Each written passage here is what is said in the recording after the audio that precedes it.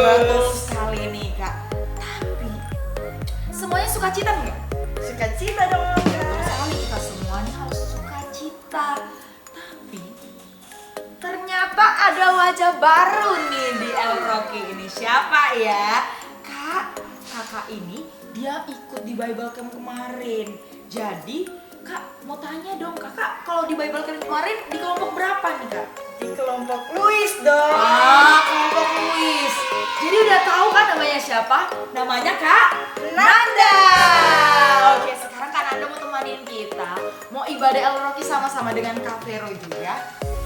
Namun sebelum kita mulai ibadah di pagi hari ini, mari kita semua bersatu di dalam doa.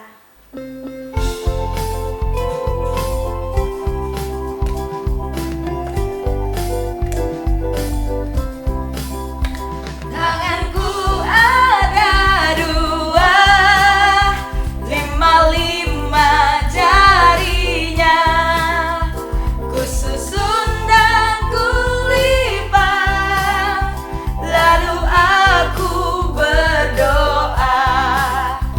Tanganku ada dua, lima jarinya, ku susun dan ku lipat, lalu aku berdoa.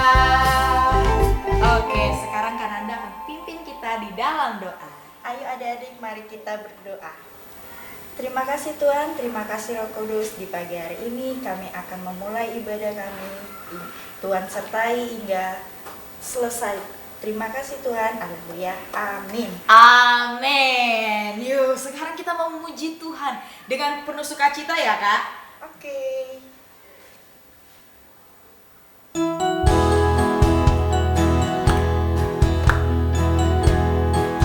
Mari semua bangkit berdiri dengan penuh sukacita. Kita nyanyikan pujian ini bersama-sama.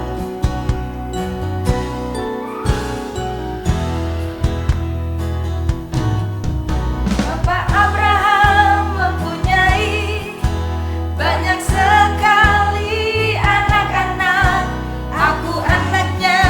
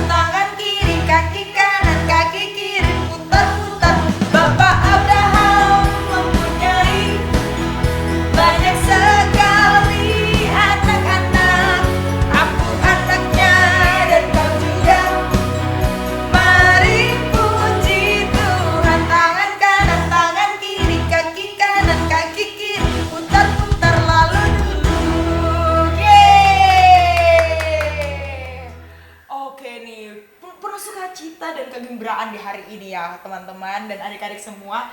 Yuk kita lanjut ke pujian selanjutnya.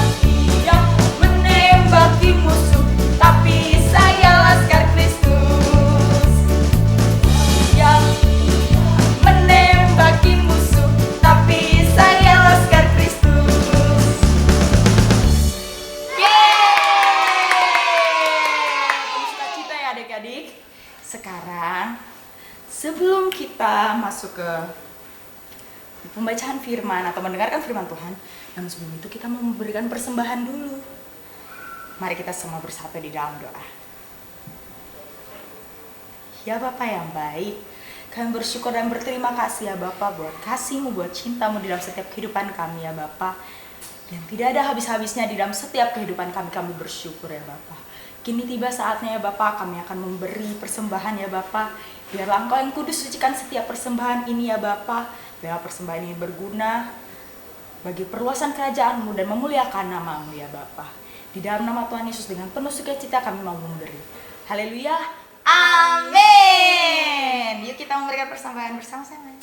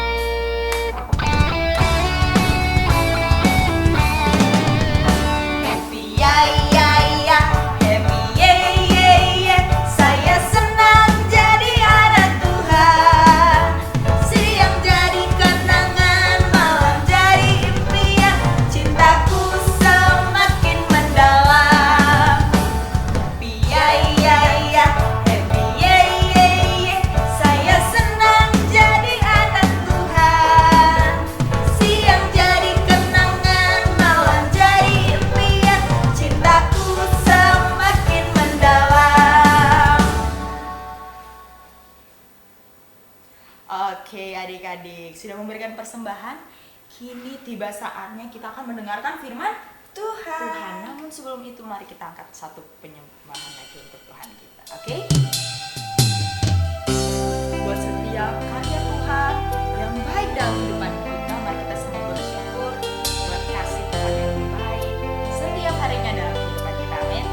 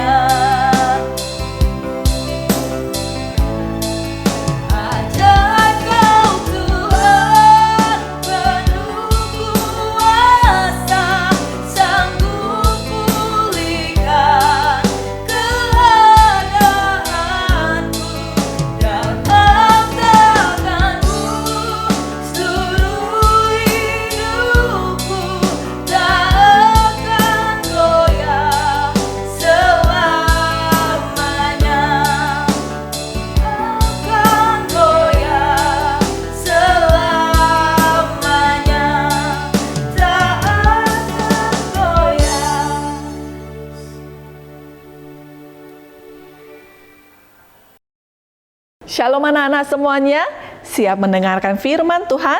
Kalau begitu, mari semuanya bangkit berdiri, kita akan berdoa terlebih dahulu. Masih ingat ya, selalu kita hormat dan kita ada di dalam rumah Tuhan. Jadi kalau kita berdoa, anak-anak ambil sikap yang penuh dengan satu hormat, respek pada Tuhan. Jangan mengganggu dan terganggu. Mari kita berdoa. Bapa, kami mengucap syukur hari ini kami boleh beribadah. Terima kasih karena Tuhan yang senantiasa memberkati kami dengan firman. Oleh karenanya, kami menjadi tahu bagaimana untuk kami itu bisa menjadi anak-anak Tuhan yang itu senantiasa berkenan dengan hati Tuhan. Oleh karenanya ya Tuhan, tolonglah kami. Sehingga saat kami mendengar firman, kami tidak mendengar untuk melupakannya, tapi kami mendengar untuk kemudian kami bisa melakukan firman yang kami dengar. Di dalam nama Tuhan Yesus kami berdoa dan bersyukur. Haleluya. Amin. Di bulan ini kita masih akan melanjutkan tentang kitab dari 1 Samuel dan 2 Samuel. Hari ini kita melanjutkan tokoh Alkitab daripada Raja Saul. Dan kita akan membaca dari 1 Samuel pasalnya yang ke-13, ayat pertama sampai dengan ayatnya yang ke-14. Anak-anak siap? Buka terlebih dahulu dan kemudian kita akan membacanya. Anak-anak bisa membaca, mengikutinya ya bersama-sama ya. Ketidaktaatan Saul waktu orang Filistin datang menyerang. Saul berumur sekian tahun ketika ia menjadi raja. 2 tahun ia memerintah atas Israel. Saul memilih 3.000 orang dari antara orang Israel. 2.000 orang ada bersama-sama dengan Saul di Mikmas dan di pegunungan Betel. Sedang 1.000 orang ada bersama-sama dengan Yonatan di Gibea Benyamin. Tetapi selebihnya dari rakyat itu disuruhnya pulang, masing-masing ke kemahnya. Yonatan memukul kala pasukan pendudukan orang Filistin yang ada di Geba. Dan hal itu terdengar oleh orang Filistin. Karena itu Saul menyuruh meniup sangkakala di seluruh negeri. Sebab pikirnya, biarlah orang Ibrani mendengarnya. Demikianlah seluruh orang Israel mendengar kabar bahwa Saul telah memukul kala pasukan pendudukan orang Filistin. Dan dengan demikian, orang Israel dibenci oleh orang Filistin. Kemudian dikerahkannyalah rakyat itu untuk mengikuti Saul ke Gilgal. Adapun orang Filistin telah berkumpul untuk berperang melawan orang Israel dengan 3.000 kereta, 6.000 orang pasukan berkuda, dan pasukan berjalan kaki sebanyak pasir di tepi laut. Mereka bergerak maju dan berkemah di Mikmas, di sebelah timur Bet Awen. Ketika dilihat orang-orang Israel bahwa mereka terjepit sebab rakyat memang terdesak, maka larilah rakyat bersembunyi di goa, Keluk Batu, Bukit Batu, Liang Batu, dan Perigi.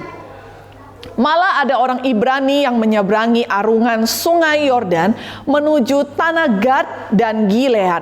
Sedang Saul masih di Gilgal dan seluruh rakyat mengikutinya dengan gemetar. Ia menunggu 7 hari lamanya sampai waktu yang ditentukan Samuel. Tetapi ketika Samuel tidak datang ke Gilgal, mulailah rakyat itu berserak-serak meninggalkan dia. Sebab itu Saul berkata, "Bawalah kepadaku korban bakaran dan korban keselamatan itu." Lalu ia mempersembahkan korban bakaran. Baru saja ia habis mempersembahkan korban bakaran, maka tampaklah Samuel datang. Saul pergi menyongsongnya untuk memberi salam kepadanya.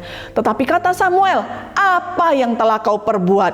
Jawab Saul, "Karena aku melihat rakyat itu berserak-serak meninggalkan aku, dan engkau tidak datang pada waktu yang telah ditentukan. Padahal orang Filistin telah berkumpul di Mikmas. Maka pikirku, sebentar lagi orang Filistin akan menyerang aku di Gilgal. Padahal aku belum memohonkan belas kasihan Tuhan. Sebab itu aku memberanikan diri, lalu mempersembahkan korban bakaran." Kata Samuel kepada Saul, "Perbuatanmu itu bodoh. Engkau tidak mengikuti perintah Tuhan Allahmu yang diperintahkannya kepadamu. Sebab sedianya Tuhan mengokohkan kerajaanmu atas orang Israel untuk selama-lamanya. Tetapi sekarang kerajaanmu tidak akan tetap. Tuhan telah memilih seorang yang berkenan di hatinya, dan Tuhan telah menunjuk dia menjadi raja atas umatnya, karena engkau tidak mengikuti apa yang diperintahkan Tuhan kepadamu." Amin. Anak-anak semuanya, hari ini kita belajar tentang ketidaktaatan Saul kepada perintah Tuhan. Kenapa sih Saul bisa nggak taat? Karena Saul lebih takut manusia meninggalkan dia daripada perintah Tuhan lewat Samuel. Seorang raja pada masa itu tidak boleh memberikan persembahan. Harus ada yang namanya hamba Tuhan, imam, ya, nabi, yaitu Nabi Samuel. Kayak-kayaknya nih, Saul itu sudah benar loh. Dia menunggu 7 hari, dan 7 hari sudah lewat. Samuel belum datang, Samuel belum nyampe. Maka begitu dia lihat, semakin banyak bangsa Israel, orang-orang Israel meninggalkan dia, langsung Saul merasa bahwa harus dia, supaya orang-orang tidak lagi meninggalkan dia. Dan Samuel berkata, apa yang kau lakukan itu bodoh. Bodoh itu artinya di dalam bahasa Alkitab, keras kepala, suka tidak taat, suka tidak patuh. Maka anak-anak, lihatlah bahwa apa yang diperintahkan Tuhan itu harus kita taati. Bagaimana lagi kita untuk belajar yang namanya taat? Apa yang diperintahkan oleh orang tua? Apa yang diperintahkan oleh guru? Apa yang diperintahkan oleh sekolah? Apa yang diperintahkan oleh hamba Tuhan, guru sekolah minggu? Seperti itulah seharusnya engkau melakukannya. Kalau tidak, maka kita akan hanya merasa bahwa aku mikirnya kan soalnya kayak gini. Saul bilang beralasan kepada Samuel, aku sudah nunggu kamu 7 hari dan kamu tidak datang. Dan kemudian aku lihat orang-orang akan meninggalkan perang, gak bisa nunggu Samuel. Maka kupikir, gak apa-apa deh, masa sih Tuhan itu gak melihat hatiku yang berusaha mau lakukan hal yang baik? No. Kalau berbicara tentang obedience, berbicara tentang ketaatan, maka kita tidak perlu memikirkan hal yang lain. Hanya lakukan persis seperti yang diperintahkan. Hanya lakukan apa yang sudah disuruhkan. Maka anak-anak semuanya, lihatlah Saul. Saul tidak taat dan akibatnya Tuhan bilang apa? Tuhan menolak Saul. Tuhan bilang melalui Samuel, maka sekarang kerajaan yang akan dipimpin oleh Saul, ya, nggak akan lagi Saul tetap menjadi rajanya. Tuhan sudah memilih orang yang akan menggantikan Saul. Mungkin ada anak mikir, kok kayaknya Tuhan kejam ya, jahat ya, padahal cuman itu loh kayaknya kesalahannya Saul gitu. Anak-anak semuanya, berbicara tentang Tuhan, kita harus ingat, bukan pikiran kita, bukan apa yang kita katakan. Yang paling penting adalah apa yang Tuhan suruhkan kepada kita. Maka sebagai anak-anak Tuhan, engkau harus belajar bahwa seperti yang engkau baca di firman, seperti yang engkau dengar di firman, seperti yang engkau dengar diperintahkan oleh orang tua, ya, oleh sekolah, oleh guru, oleh semua, lakukan. Karena itu adalah tanda ketaatan. Tuhan kita Yesus Kristus mati di kayu salib karena dia taat kepada Bapanya. Tuhan ada saatnya juga takut. Dia pikir, aduh sebentar lagi aku akan disalib. Kalau boleh Tuhan, aku pengennya nggak disalib. Tapi aku mau taat. Apa yang disuruhkan Bapa, aku nggak nawar-nawar lagi. Bagaimana dengan engkau? Adek, jam 5 mandi. Adek, sekarang sudah jam 5.30. Bentar lagi. Nanggung. Itu bukan taat. Taat artinya kita tidak lagi melawan atau berusaha untuk menawar. Tidak melawan, tidak menawar. Ketaatan hanya adalah artinya kita melakukannya persis seperti yang diperintahkan. Hari ini, minggu ini, pedang roh kita akan ambil dari 1 Samuel 13 ayatnya yang ke-14. Sebenarnya 13 juga ya, tapi kalau 13 dan 14 mungkin kebanyakan. Maka ayatnya yang ke-14, tetapi sekarang kerajaanmu tidak akan tetap. Tuhan telah memilih seorang yang berkenan di hatinya, dan Tuhan telah menunjuk dia menjadi raja atas umatnya, karena engkau tidak mengikuti apa yang diperintahkan Tuhan kepadamu. Anak-anak semuanya, jadilah anak-anak Tuhan yang taat kepada firman Tuhan, yang taat kepada pemimpin, yang taat kepada otoritas, yang taat kepada hukum. Tuhan Yesus memberkati. Oke adik-adik, kita udah selesai nih mendengarkan firman Tuhan. Namun sebelum itu nih Kak, kita akan angkat satu pujian lagi sebelum kita mengakhiri ibadah di pagi hari ini.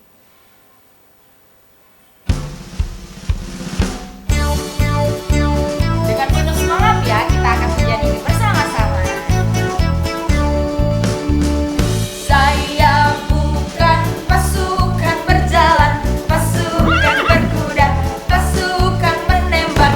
Saya tidak menembaki musuh, tapi saya laskar Kristus.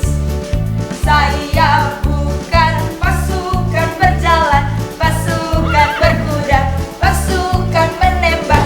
Saya tidak menembaki musuh, tapi saya laskar Kristus. Saya laskar Kristus, siap gerak dor. Saya laskar Kristus, siap gerak dor. Saya tidak menembaki musuh, tapi saya laskar Kristus.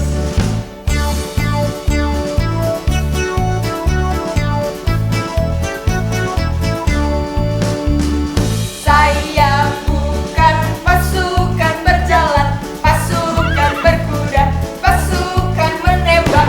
Saya tidak menembaki musuh, tapi saya laskar Kristus.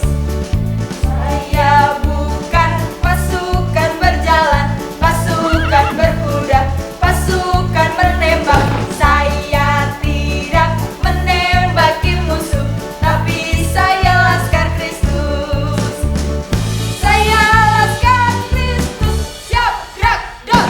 Saya laskar Kristus, siap gerak dor. Saya tidak menembaki musuh, tapi saya laskar Kristus. Saya laskar Kristus, siap gerak dor. Saya laskar Kristus, siap gerak dor. Saya tidak menembaki musuh, tapi saya laskar Kristus. Saya tidak menembaki musuh, tapi saya laskar Kristus. Yeay, ibadah kita telah selesai. Mari kita persilakan untuk Bunda untuk doa berkat. Baik, mari semua anak-anak bangkit berdiri. Engkau sudah men-sharingkan firman Tuhan yang engkau dengar, ya, belajar, sharing lagi, membagikan dengan teman-teman yang lainnya. Maka sekarang sebelum kita pulang ke rumah masing-masing, kita akan menerima doa berkat yang daripada Tuhan. Bangkit berdiri, angkat tanganmu tinggi ke atas. Tuhan memberkati engkau dan melindungi engkau. Tuhan menyinari engkau dengan wajahnya dan memberi engkau kasih karunia. Tuhan menghadapkan wajahnya kepadamu dan memberi engkau damai sejahtera. Pulanglah dalam anugerah Allah Bapa, cinta kasih Tuhan kita Yesus Kristus, dan persekutuan yang intim, indah bersama dengan Allah Roh Kudus. Mulai dari sekarang sampai dengan selama-lamanya, jadilah terus anak-anak Tuhan yang taat kepada Dia. Amin. Bapa kami yang di sorga, dikuduskanlah namamu, datanglah kerajaan-Mu, jadilah kehendak-Mu di bumi seperti di sorga. Berikanlah kami pada hari ini makanan kami yang secukupnya, dan ampunilah kami akan kesalahan kami, seperti kami juga mengampuni orang yang bersalah kepada kami. Dan janganlah membawa kami ke dalam pencobaan, tapi lepaskanlah kami daripada yang jahat. Karena Engkaulah yang mempunyai kerajaan dan kuasa dan kemuliaan sampai selama-lamanya. Amin. Tuhan Yesus memberkati. Yeay, ibadah kita udah selesai nih Kak. Gimana nih? Ya, jangan lupa ya, kita minggu depan akan ketemu Lagi dong. Betul sekali, dengan penuh sukacita, dengan penuh semangat. Kita ketemu lagi minggu depan. Selamat hari Minggu, Tuhan Yesus memberkati. Bye-bye.